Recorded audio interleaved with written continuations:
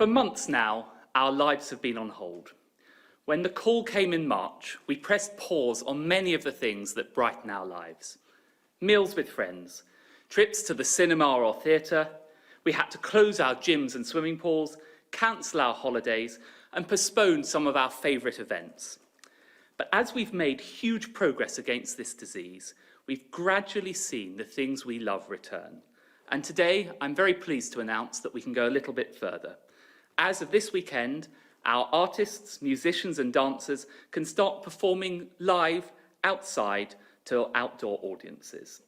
We'll also have the resumption of recreational sport, followed later by the reopening of our gyms, swimming pools and leisure centres. Normal life is slowly returning. This is an important milestone for our performing artists who've been waiting patiently in the wings since March. Of course, we won't see crowds flooding into their venues, but from the 11th of July, our theatres, operas, dance and music shows can start putting on outdoor performances to socially distant audiences. That means theatregoers can experience a live play for the first time and in months and at places like the stunning Minyak Theatre in Cornwall. And music lovers can attend Glyndebourne this summer. We are taking various measures to make these places safe as they reopen. Venue capacity will be reduced and organisations encouraged to move to electronic ticketing to help test and trace. But our performing artists deserve an audience, and now they will be getting one. And while those outdoor performances get underway, we'll be working with public health experts to carefully pilot a number of indoor performances, from the London Symphony Orchestra at St Luke's to Butlins, to work out how we can confidently usher socially distanced audiences indoors as soon as possible.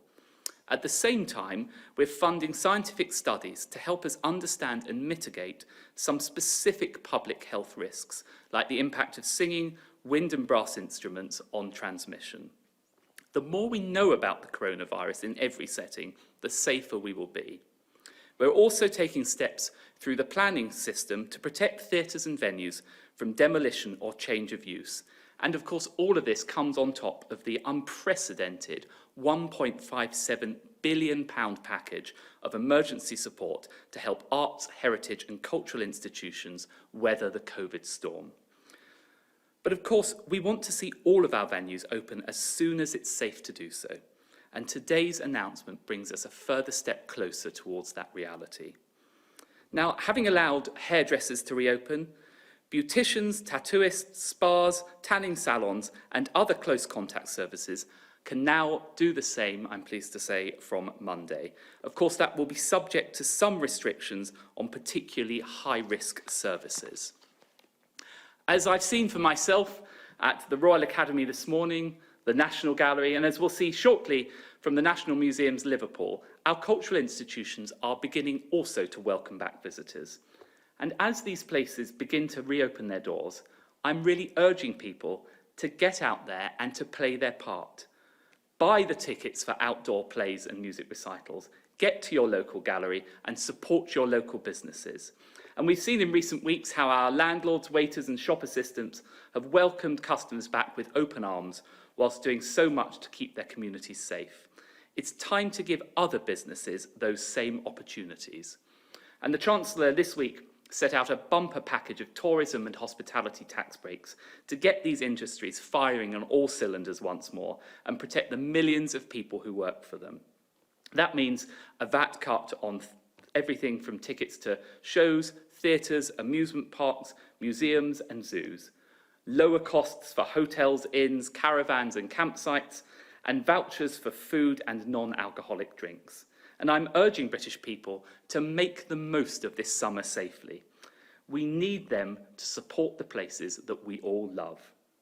And today there is good news for our nation's fitness. As we all know, exercise is incredibly important for both physical and mental health. Even at the height of the lockdown, it was considered an essential activity, with countless people hitting their parks for their daily run or transforming their living rooms into temporary gyms. And from this weekend onwards, millions of people will be able to rejoin their local sports teams as soon as their organisations publish approved guidance. Recreational cricket is back on this weekend, Five-a-side football, basketball, hockey and countless other sports will follow shortly after. And from this Saturday, they'll also be able to enjoy outdoor pools and water parks. And from Saturday the 25th, people will no longer have to work out in their park or on their living room floor. They'll be able to get back into their gyms, their indoor swimming pools, their leisure centres, and jump on that spin bike or treadmill for the first time in months. Now, we've made a number of positive visits to gyms in recent weeks, and of course we'd hoped to do this sooner, but we really do have to phase this properly. We'll be giving gyms the certainty, clarity and time they need to reopen safely so that the maximum number can open their doors in just 2 weeks' time. And again, we've worked intensively with both professional bodies and the experts to get us to this point. And facilities will have to take a number of measures to protect their communities. That includes, for example, using timed booking systems to limit the number of people using the facility at any one time, reduce class sizes, equipment will be spaced out, and there will be enhanced cleaning throughout. As always, the public will need to do their bit and follow the guidance sensibly and safely.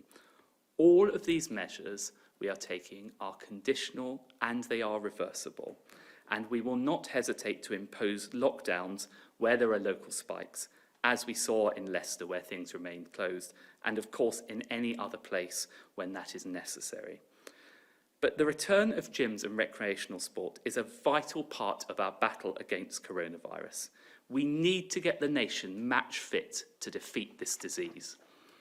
And our fight began with a collective effort, and I really hope it will end with one. At the beginning, we all stayed at home to protect the NHS and save lives. Now the British public has a new part to play. It's time to eat out to help out, to enjoy the arts to help out, and to work out to help out. It's over to all of you to help the country recover safely.